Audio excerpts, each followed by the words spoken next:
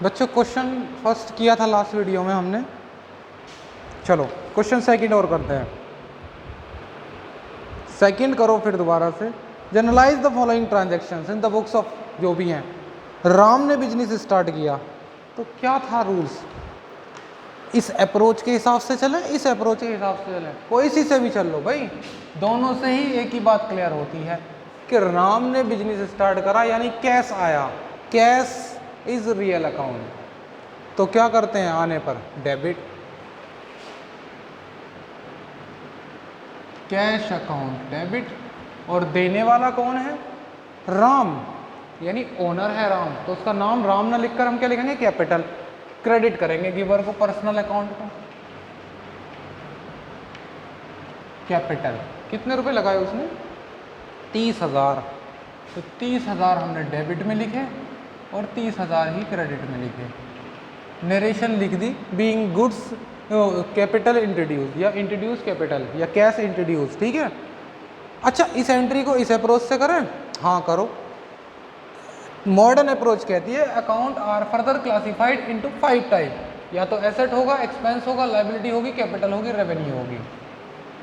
क्या है ये कैश, एसेट है कि नहीं, हाँ। तो एसेट जब आई, एसेट इंक्रीज हुई है ना, जाने पर डिक्रीज होती है, क्या करते हैं, डेबिट। देखो मैंने डेबिट किया है कि नहीं। लायबिलिटी, कैपिटल तो कैपिटल ही है, कैपिटल क्या हो रही है, कैपिटल भी तो आई है, इंक्रीज हो रही है,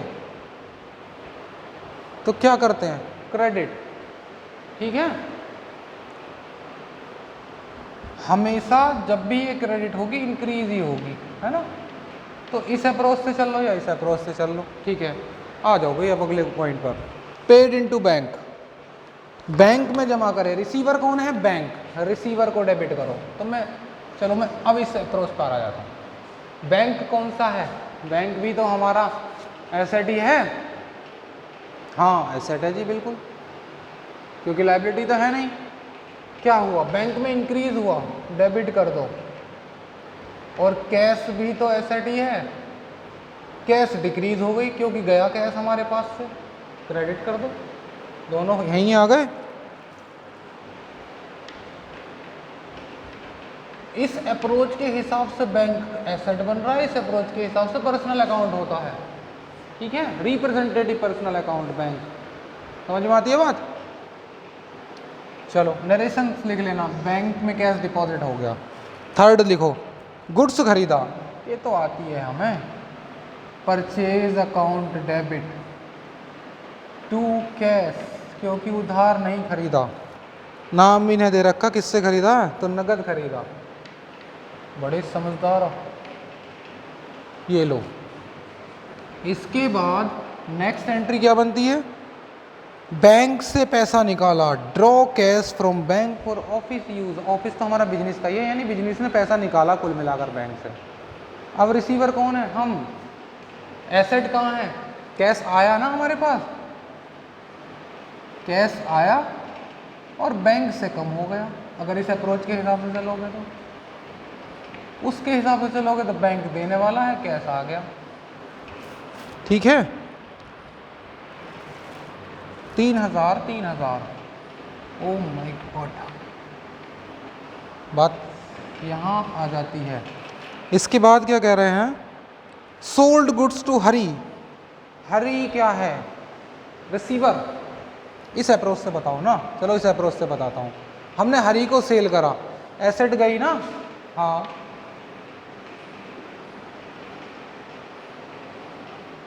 और हरी कौन है हमारा, उधार बेचने वाला, डेटर है, जिसको हम उधार बेचते हैं वो डेटर होता। डेटर भी तो एसेट ही होती है, ध्यान कर लो। तो डेटर बढ़े क्योंकि हरी को हमने पैसा दिया। जिसको ये अप्रोच ना समझ में आ रही हो इससे कर ले, और जिसको ये ना समझ में आ रही हो इससे कर ले, ठीक है।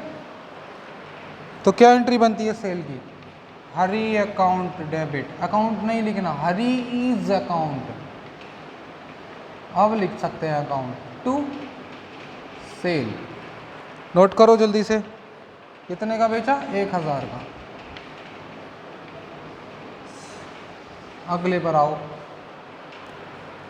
परचेज गुड्स करा श्याम से, तो परचेज अकाउंट डेबिट, कैश की जगह हम लिख देंगे श्याम, क्योंकि गिवर इज श्याम। 1500 रुपये, ठीक है।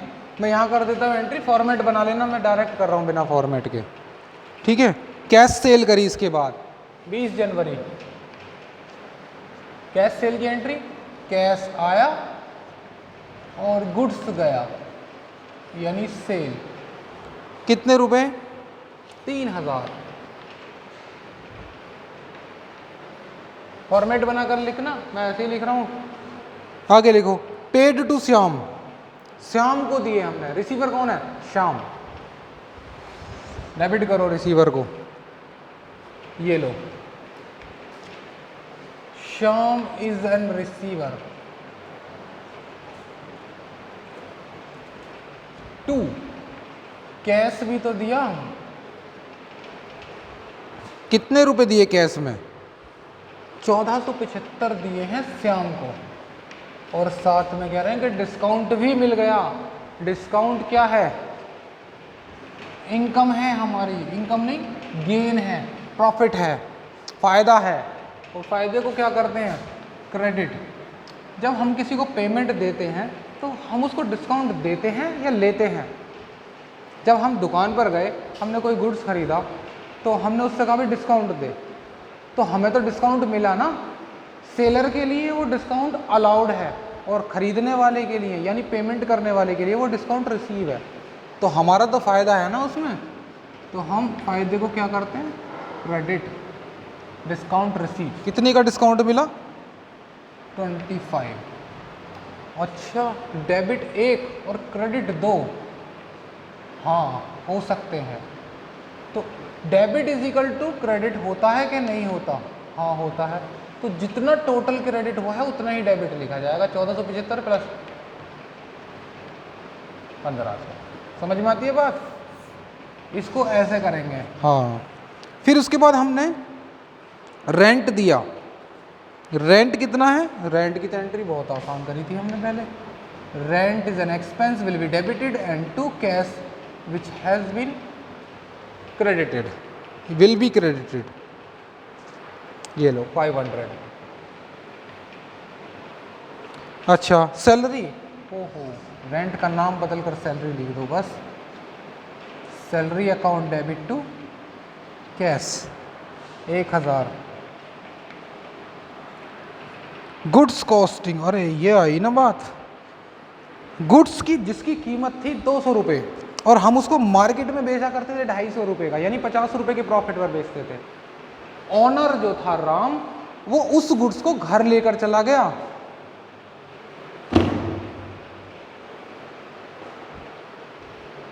क्या करें अब इसका?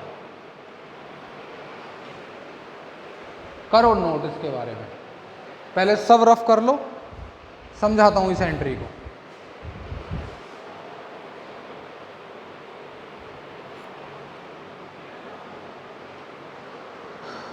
देखो, अच्छा, 2 एस्पेक्ट पर ध्यान देना।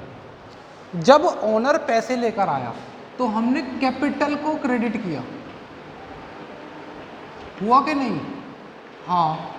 जब पैसे निकालता है तो ड्राइंग होती है, और ड्राइंग को करते हैं हम डेबिट, ठीक है? सही बात है। जब पैसे लाता है तो कैपिटल क्रेडिट होती है, निकालता है तो ड्राइंग होनी चाहिए, और उस ड्राइंग को करते हैं हम डेबिट, यानी अकाउंट को ओनर के नाम से डेबिट कराया था, यानी ये ओनर के नाम से हमने क्रेडिट किया जो रिप्रेजेंट करा कैपिटल के नाम से, और यहाँ हमने ओनर को डेबिट किया जहाँ पर रिप्रेजेंटेशन हुई ड्राइंग्स के नाम की। एक बात, तो इसका मतलब अगर मालिक या ओनर बिजनेस से पैसे लेकर जाए या कुछ भी सामान लेकर जाए, ड्राइंग तो फैक्ट है, होनी है। ये तो क्लियर है कि ड्राइंग होनी है, यानी अगर बिजनेस में कुछ भी लिया है कैपिटल होगी, इंसिडेंट ऑफ कैपिटल होनी है। लेकिन अगर वो बिजनेस से कुछ लेकर जा रहा है अपने घर पर्सनल एक्सपेंस के लिए, इट मीन्स ड्राइंग्स है। तो एक बात तो क्लियर होती है कि कि ये जो लास्ट एंट्री है इसमें ड्राइंग अकाउंट डेबिट होगा, लेकिन क्रेडिट क्या करेंगे उसके साथ में, समझो।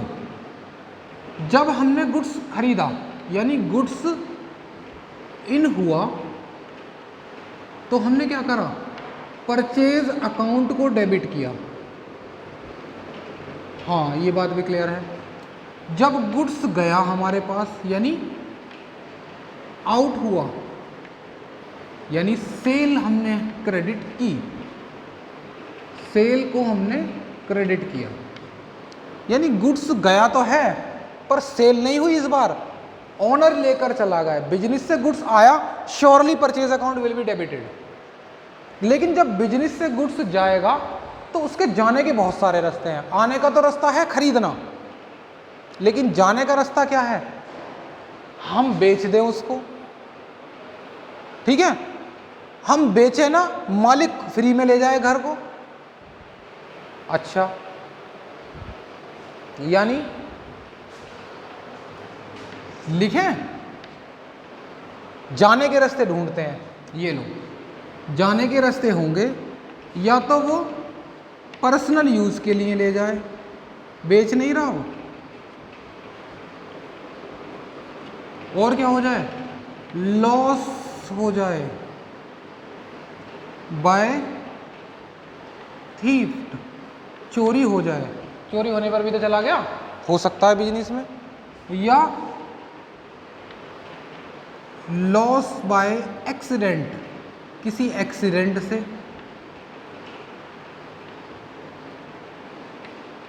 एक्सीडेंट कुछ भी हो सकता है, आग भी लग सकती है, जल मतलब पानी में भी भीग सकता है, किसी भी कारण से लॉस हो जाए। 3 तरीके।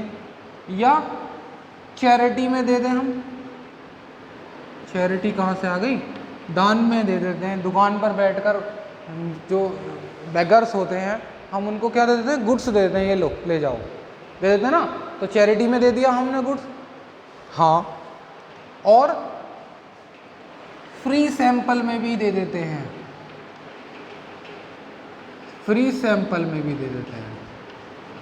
सैंपल में आती है ना, सैंपल बुक्स आती हैं, तो जो बुक्स बना रहा होगा उसके लिए तो गुड्स ही है, तो वो पैसे तो लेने रहा, बेच तो रहा नहीं है गुड्सों को, वो क्या करा, फ्री सैंपल के में बांट रहे हैं।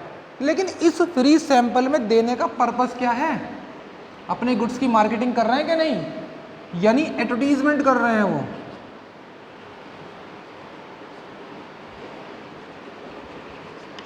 There is a purpose behind the free sample distribution of goods. क्या है, एडवर्टीजमेंट पर्पस। हाँ, समझ में आती है बात। तो ये सारे केसेस हुए गुड्स के जाने के।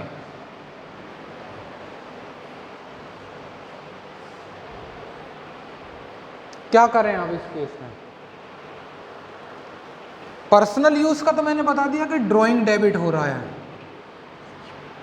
है ना, यानी अगर गुड्स गया इस रास्ते से तो हम ड्राइंग को डेबिट करेंगे। ये लो, एंट्री हो गई ड्राइंग अकाउंट डेबिट।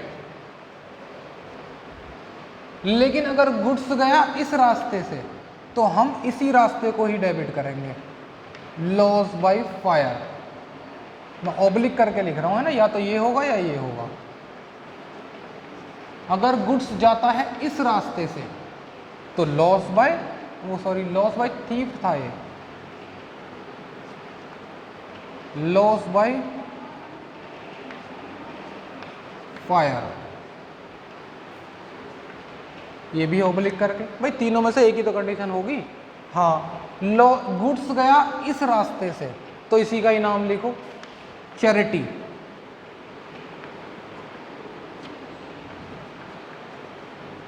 अगर गुड्स गया इस रास्ते से, फ्री सैंपल में बांटा, तो इसको डेबिट करेंगे, एडवर्टीजमेंट को।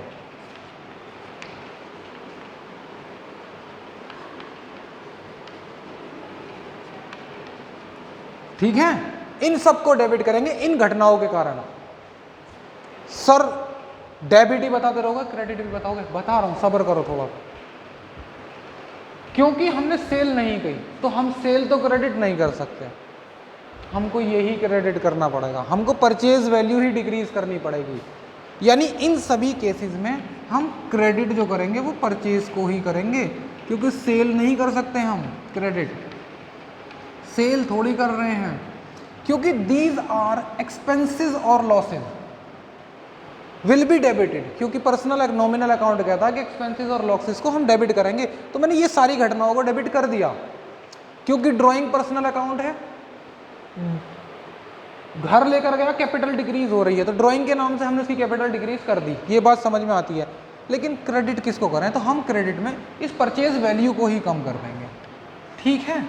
यानी इन सभी क्वेश्चंस को ध्यान कर लो, ये हम करेंगे, नोट करो। अब एंट्री क्या बनी भाई इसकी, गुड्स कॉस्टिंग, घर लेकर चला गया तो ड्राइंग अकाउंट डेबिट हो गई, क्रेडिट क्या हो गया, परचेज। लिखो ड्राइंग टू परचेज, अमाउंट कौन सी लिखें, हमेशा कॉस्ट पर ही रिकॉर्ड करनी है।